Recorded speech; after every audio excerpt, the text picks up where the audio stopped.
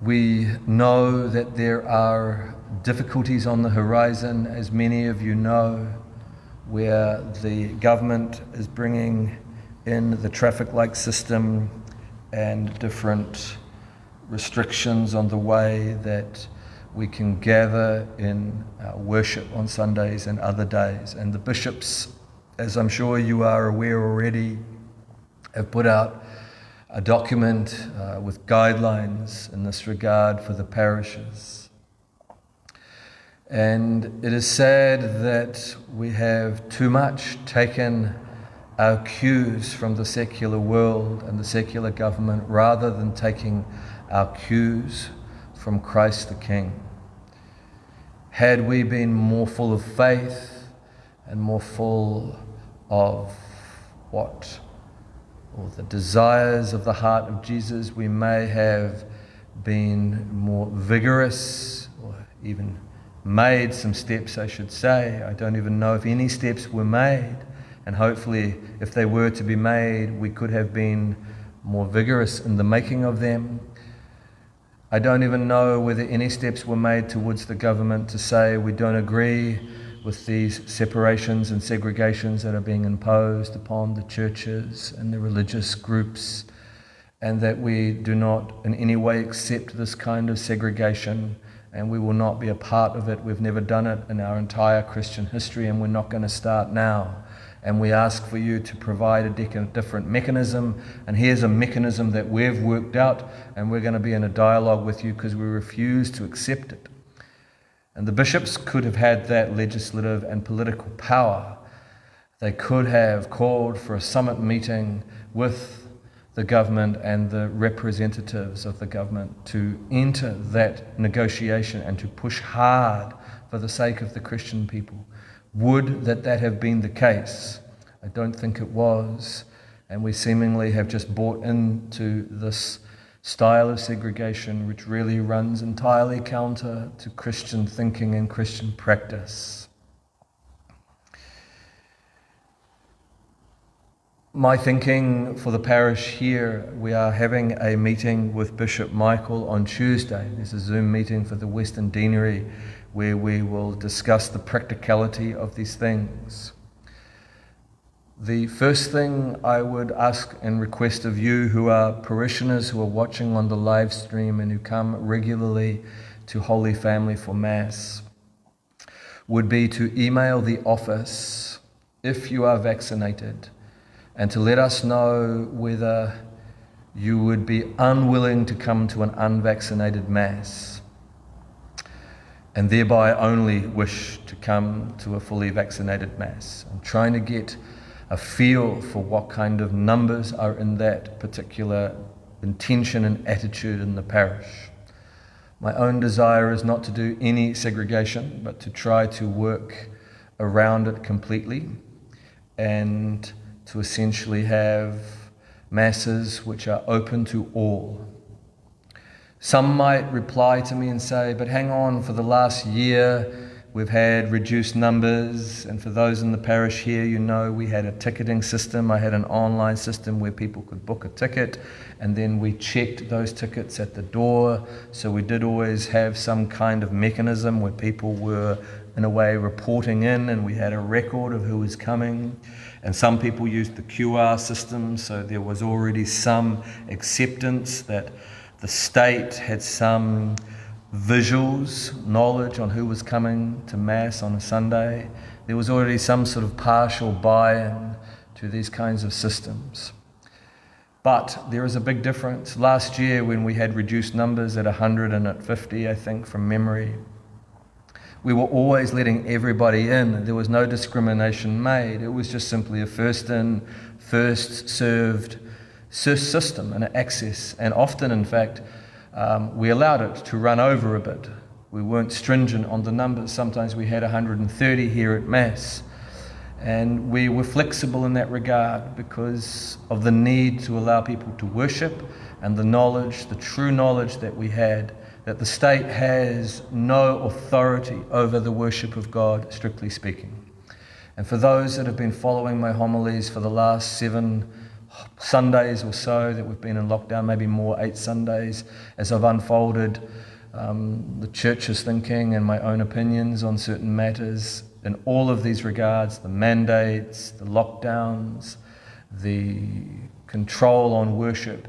You've heard me say many times that the state has no authority over the worship of God. It is given directly by God to the church, and thereby they don't have any particular authority to regulate in any way who comes into the church. It's Christ who gives the commands, Christ the King who regulates those things, and his invitation is universal. Come and worship. And so to now begin to segregate along the lines of vaccinated and unvaccinated, it is a line that we are starting to cross, which I believe we cannot cross, and it makes it very different to what we were doing last year. Last year, everyone was welcome. There was just a restriction on numbers, and we allowed it to be. Now there's another step forward where they're starting to divide. And will they divide again? Will it become then those who only have their boosters can come to Mass at some point, and then those who don't become now the unvaxxed? Will the goalpost keep shifting? Most likely, I would say. So I do not accept what the government has done, and I find it rather concerning the way that the New Zealand bishops have given way. They've tried to find accommodation for all, that's what they have said, but in doing so we break an important principle that we should have held firm on and we should not have given way on, which is that all are welcome. Every Mass is a public liturgy to which any baptized Christian can attend, and even any other who wants to pass through the door of the church. And there are sometimes, as you've heard me say before, there are sometimes restrictions we make. For example, the catechumens go off after the homily. If someone turned up drunk, we might escort them and say, come, we're going to sober you out because you're causing a disturbance. And as you've heard me say again before, if someone turned up and they were clearly manifesting openly and visibly signs of a sickness like the plague, we would say no, because you truly are sick, you present a danger to the community, we will probably bar you and ask you to go to the hospital, otherwise you will spread. And that is what St. Charles Borromeo did in the 16th century when the plague was spreading through Europe. He closed his churches and gave communion at the street corners. And he did so because they realized that the churches were centers of spread and contagion, and thereby, out of concern for the community, he closed his churches temporarily. And there have been, in some ways, precedent for sometimes closing the church in a time of pandemic, but it was only short-lived and temporary. And it was the church authorities choosing it, not the government mandating it, to which then we all bow and worship falsely. But there is a big difference, like you've heard me say before, to say to people, you are a potential threat, and thereby you can only come to a certain Mass. And further, I do not believe that barring people on the possibility that they pose a risk is legitimate for another reason. The vaccinated themselves also pose a risk, and this has now been admitted by a report by the government put out on Friday, deliberately released last Friday, because they know that if they do an information dump on a Friday, often the news cycle doesn't pick it up, and often today, as we all know, the news is very much geared towards pushing a certain narrative, so they probably wouldn't have picked it up anyway. But it was admitted in the report that was put out by the government on Friday that when there is a high vaccination coverage, i.e. above 80%, transmission is more likely to occur from vaccinated people rather than unvaccinated people. Now that is obvious, because as we get more and more of the population vaccinated, clearly the spread, if COVID is going to spread, is going to be among the vaccinated, because there's a greater proportion of them, a far greater proportion. And that's the truth of this vaccine. This vaccine, if one is willing to take the risk with regard to its safety, which can be weighed up, The efficacy is only really around reducing the seriousness of the illness and reducing possible hospitalization. The efficacy when it comes to reducing transmission is questionable, and the studies have shown that. Across the world, the various studies, if one takes the time to look at them, some say that transmission is reduced by 40%, others say 30%, some say 20%, but most of the studies all admit that the transmission in close contact, like in a household, for the vaccinated and the unvaccinated is exactly the same. And they are peer-reviewed scientific studies that have now been admitted by the New Zealand Ministry of Health on their website. So, given that there can be transmission among the vaccinated, and further, if the vaccinated are vaccinated and they feel more confident because they have the vaccination, which is understandable, they've got a greater feeling of safety, and we allow them to gather in church in closer quarters, and thereby they will be, when they come out of church, shaking one another's hands, even maybe hugging, and they will be passing more closely among others in the community. Thereby, the transmission rate will probably be higher among the vaccinated rather than the unvaccinated. So to make these distinctions and segregations, thinking that somehow the vaccinated are going to be safer and they must be protected from the unvaccinated, when the transmission is going to occur in both communities, yes, I agree it might be slightly less among the vaccinated, but nonetheless the transmission is going to occur, is ridiculous to suddenly say we have to separate people in church and to give the impression that we buy in to these kind of false narratives on the situation. I agree that it's probably that people will be safer if they're vaccinated from the COVID, meaning if they get COVID, they will be able to live through it in a more peaceful way, won't be so serious, and they won't go to hospital. And if one takes the risk of taking the vaccine, big tick, no problem. I agree with that. But when it comes to transmission, I don't see how there is the legitimization. There's not a strong enough reason to make these huge segregations in the community, and especially when it comes to worship. And I find it very, very hard to accept what is being asked of us.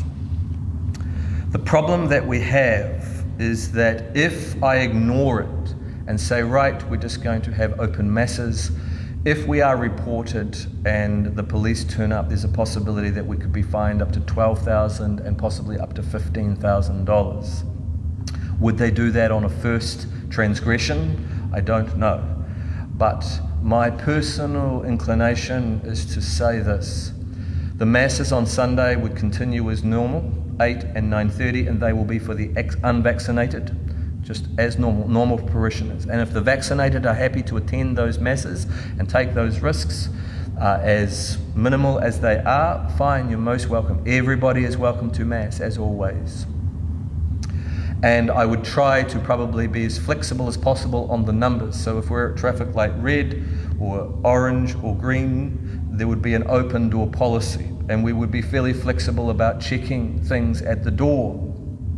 I do not want security officers at the door. I do not want parish police people checking people in and out on their vaccination status. I refuse to do that.